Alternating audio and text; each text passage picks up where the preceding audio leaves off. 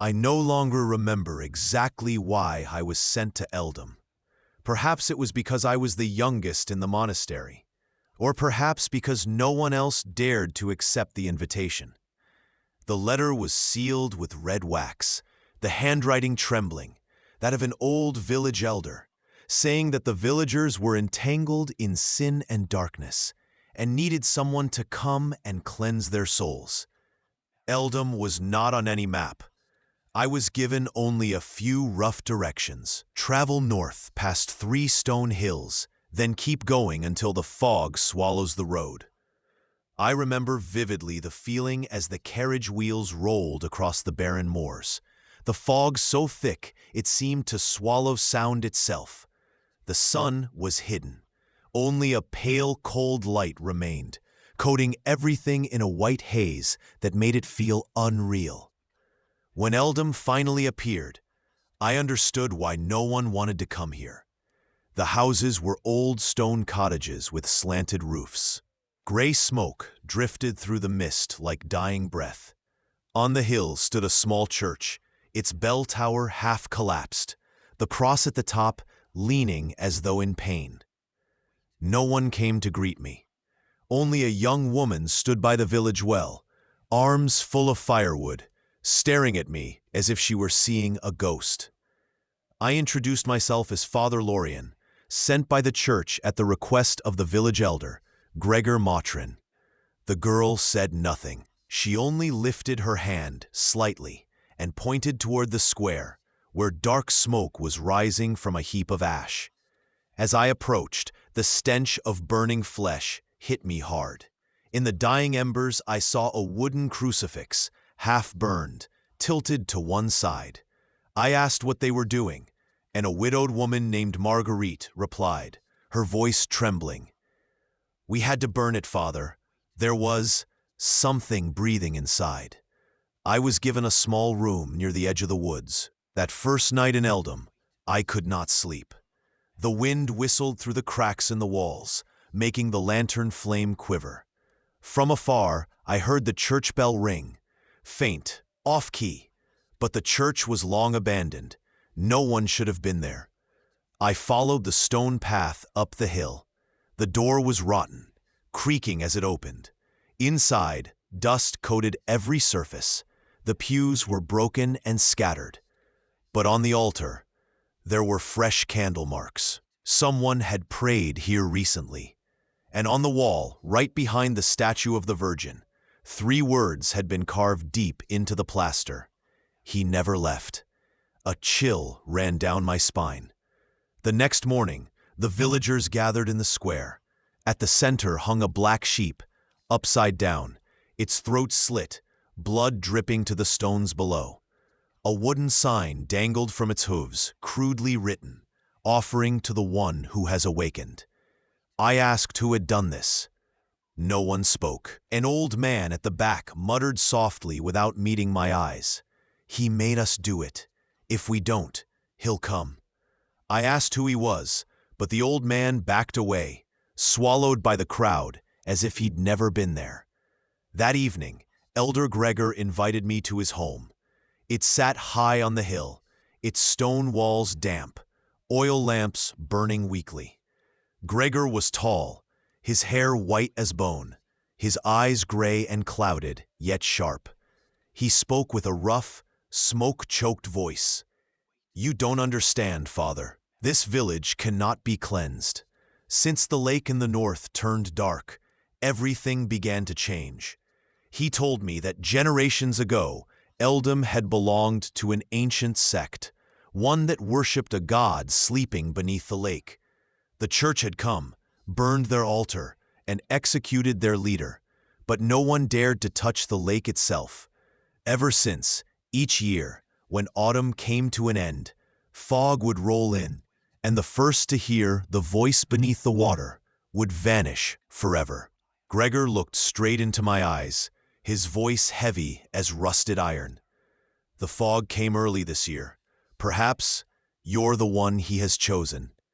I said nothing. The wine glass in my hand trembled. The firelight made the liquid glow like blood. That night, I noticed my door slightly ajar. Inside, my Bible lay open on the desk, marked at Revelation 8:10.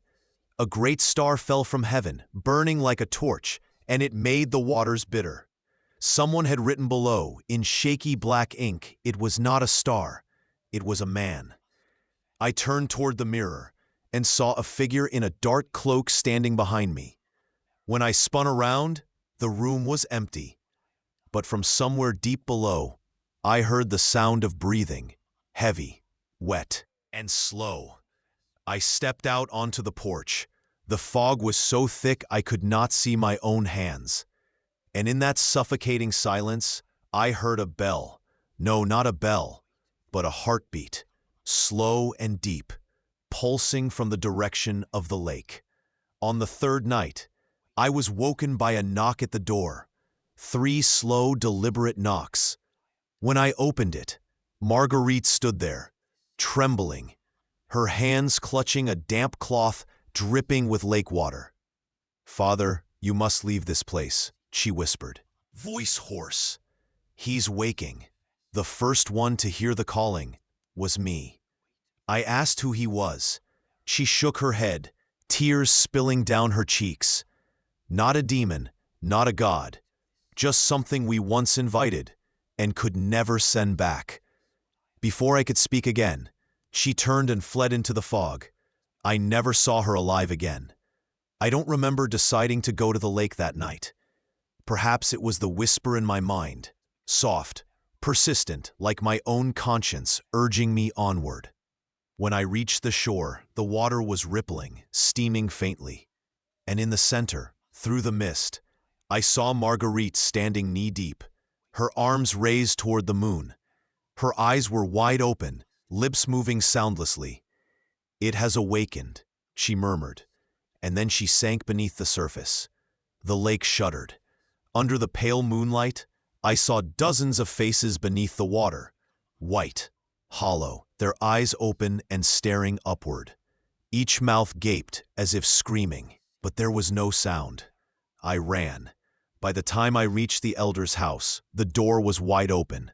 The fire still burned inside, but Gregor sat motionless in his chair, his eyes gouged out, black blood pooling down his collar. On the table before him lay a note, pinned by a knife. "Sin is passed through blood, not through word." Beneath the note was an old painting, Eldom shrouded in fog, the lake dark and still, and at the center of the village square stood a young priest, face eerily familiar. At the bottom, faded words read, "The one sent here first, year of our Lord 1823. I froze. It was now 1878. My hand trembled as I turned the painting over, revealing another line scrawled on the back. "He returns every generation, unaged, undying. He believes he comes to save, but he is the source." My knees gave way. Memories bled through the fog of my mind. Ashes rising, screams, and the flash of a silver dagger in my own hand. I was not sent here to cleanse the village. I was the one who began the curse.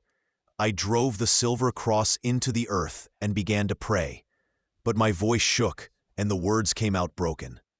Outside, the fog thickened until it swallowed the entire village, and from the direction of the lake came the voice again, sweet, familiar, and horribly human.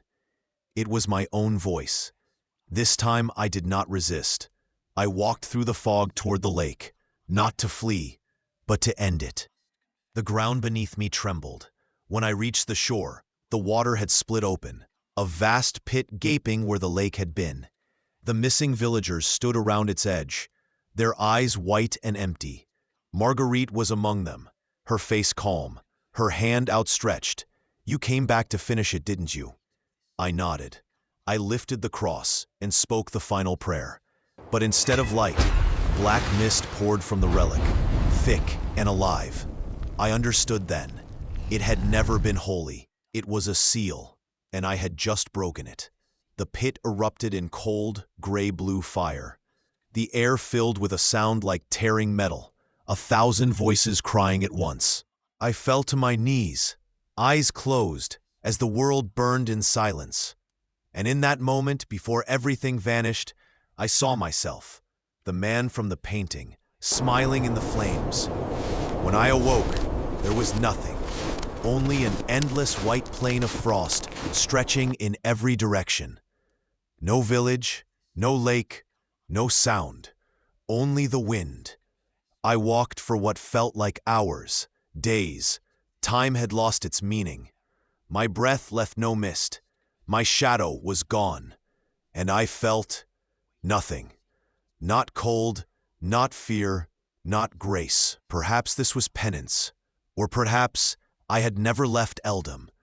The wind carried the distant toll of a bell.